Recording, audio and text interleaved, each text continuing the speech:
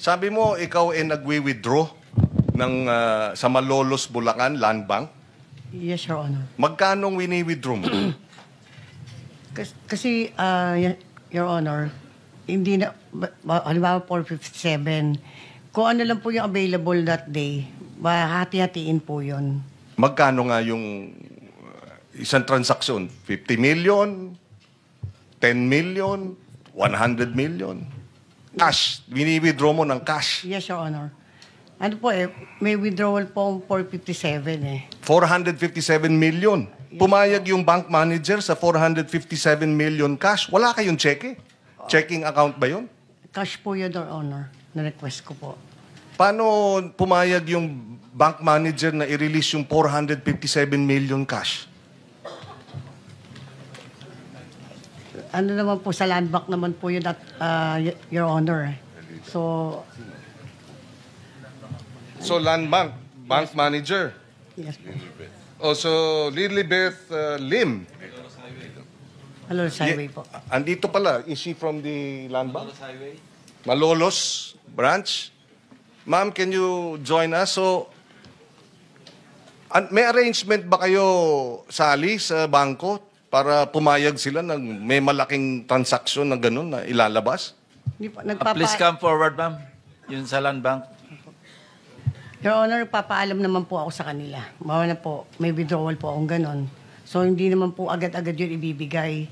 May mga araw po yun na sasabihin na kasi kinukuha pa daw po nila sa ibang... Kaya nga. Opo. Pero pangkaraniwan, yun yung pinakamalaki. 457 million isang araw. Teka po. I-recall ko lang po ulit sa... O ano ang pangkaraniwan? Tanong ko po sa abogado. 50, 70 million? Mga minsan po kasi kalahati, minsan 200. Million? Opo. Minsan po 150. Depende po sa ano po, kung ano po yung... Kay Mr. Diskaya, ganun din ba? Meron kayong account sa land bank?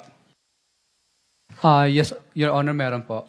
Tapos dinideposit sa inyong account sa land bank yung pondo ng DPWH? Your Honor, ano po, LDAP po. LDAP. Ibig po sabihin yung mula po sa DPWS pag binayaran kanila, papasok na po yun sa account mo. Sa land bank? Opo, nasa'yo na po yun kung gusto mong i-withdraw or panatilihin na po muna doon. So, kayo may checking account kayo? O nagwi-withdraw din kayo ng cash?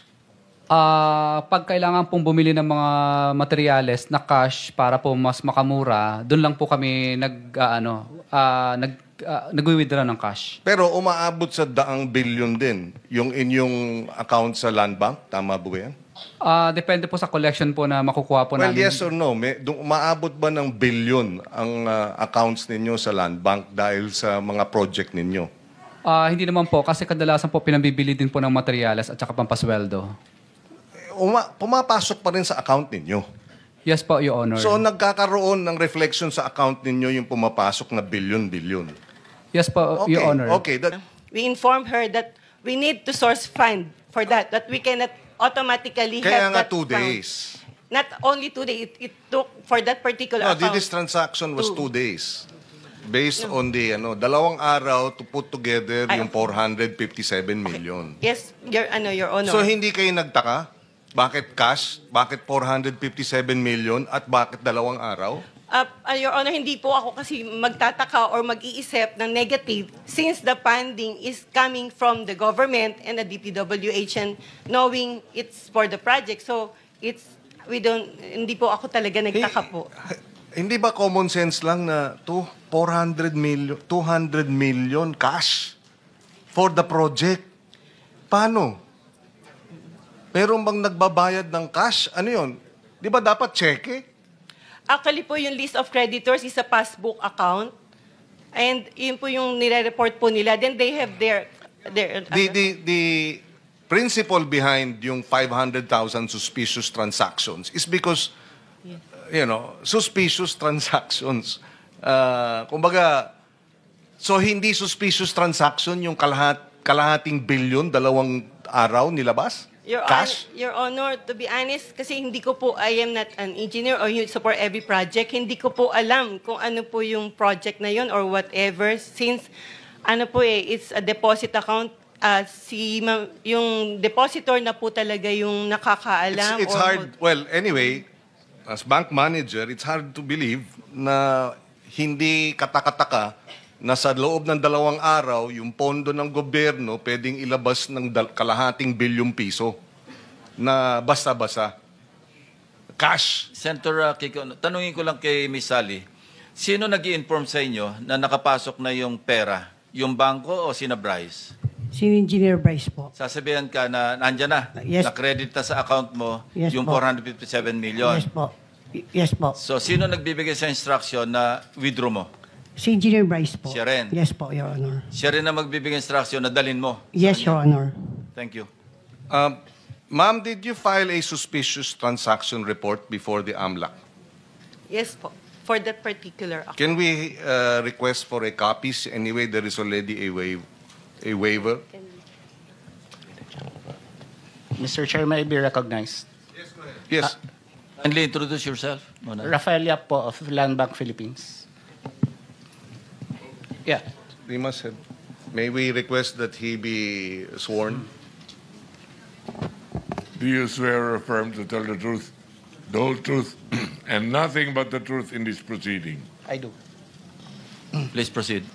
Mr. Chair, we'd just like to raise that the under the AMLA, suspicious or covered transaction reports are considered confidential. So we cannot answer or divulge any such information concerning that. With the indulgence Yes, of Senator, are you saying pag ganito kalaki, hindi nyo kailangang i-report sa AMLAC? No, no, Mr. Chair. It's just that we cannot divulge to Even to AMLAC? You cannot? to it's part of the sorry if with your permission, if we could Can we talk to AMLAC with the Yes, indulgence yes, of please. AMLAC, where are you? Tama po ba yung pinagsasabi Good morning, nito? Mr. Chair. Hindi nila kailangan mag-report sa inyo ganito ng transaction? Before I answer, Mr. Chair, I would like to manifest that I have not yet sworn. Do you swear or affirm to tell the truth, the whole truth, and nothing but the truth in this proceeding? I do. Thank you. Take your seat. Sige po, pakisagot po. Mr. Chair, may I have the question repeated? Question is, sinasabi niya, may confidentiality, hindi lang kailangan i-report sa inyo yung ganung kalaking mga transactions. I mean, almost half a billion. Tama po ba yun? They don't have to report it? Your Honor, yung pong pag-report po nila ng STR is subject to the risk appetite po ng covered institution po. So it depends on the parameters or guidelines na nasa palisiya po nila. Sir, paki-simplify kasi marami yung nakikinig sa atin. Yun po, hindi natin maintindihan. Yung layman term lang po, layman's term na gamitin po ninyo. Pwede ba, ang tanong ko po, pwede pa na hindi po nila i-report ng bangko halos kalahating bilyon na. Meron pong illegal na po na nangyayari. Mr. Chair, I'm sorry, Sen. Well, that's my own question. That's my only question. Yes po. Yung pong transaction po kasi, kung beyond the threshold amount po, automatic po, yung 500,000 pesos po, automatic po nire-report po yan as a CTR. Ngayon po, sa batas po natin, may mga circumstances po na naka-enumerate doon kung kailan pwedeng i-report as STR po ng bangko. Suspicious transaction report po.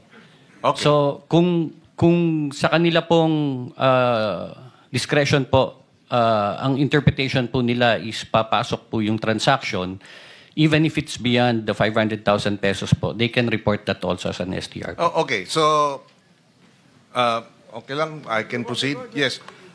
So, a suspicious transaction report was submitted to you, AMLA. Of course, that suspicious transaction report now, they're saying, is they cannot divulge the contents of that report, right? Because the law says so. Tama ba, Mr. AMLA?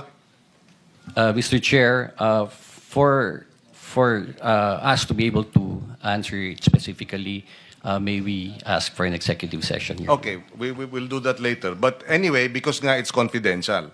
Now, my question Senator Kiko, you have 24 seconds. is... Yes, aren't you buried with all these reports that you're not able to act on it?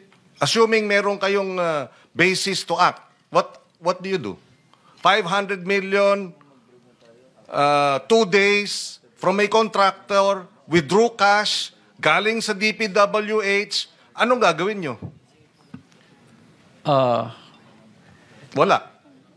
Ito po, usually, pag trigger for investigation po, we are able to conduct a backtracking of the transactions, Your Honor. Yes, and then what?